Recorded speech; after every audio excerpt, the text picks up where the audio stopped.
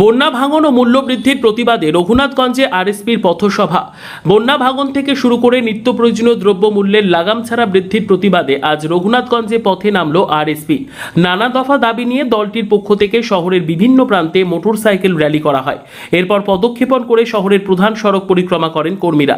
দলীয় সূত্রে জানা গিয়েছে, স্থানীয় মানুষের দুরবস্থাকে সামনে রেখে এই কর্মসূচি গ্রহণ করা হয়েছে। বন্যা ভাঙনে ক্ষতিগ্রস্ত পরিবারদের পুনর্বাসন, কৃষকদের উপযুক্ত ক্ষতিপূরণ, নিত্য প্রয়োজনীয় জিনিসের মূল্য নিয়ন্ত্রণ সহ একাধিক দাবি তুলে ধরা হয় পথসভায়। আরএসপির এই আন্দোলনে সাধারণ মানুষের অংশগ্রহণও চোখে পড়ার মতো ছিল। নেতাদের বক্তব্য, সরকার যদি দ্রুত সমস্যার সমাধানে এগিয়ে না আসে তবে আগামী দিনে আরও বৃহত্তর আন্দোলনের পথে হাঁটা হবে।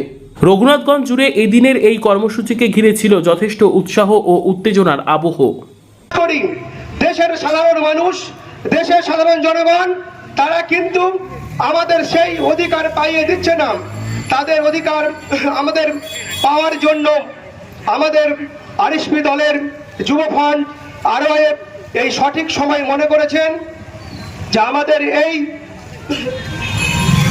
সময় সাধারণ মানুষের স্বার্থে সেই অধিকার পাইয়ে দেওয়ার জন্য আমরা রাস্তায় নেমেছি। আরওআইএফ রাজ্য কমিটি, সেই রাজ্যের বিপ্লবী যুব ফ্রন্টের সংগঠকের নেতা এবং কর্মীরা তারা আজ 31শে আগস্ট কোচবিহার থেকে শুরু করে আজকে তারা রাস্তায় আছে। তারা দক্ষিণ 24 পরগনায় এসে পৌঁছেছেন এবং আগামী দিন তারা 15ই সেপ্টেম্বর কলকাতায় গিয়ে পৌঁছাবেন।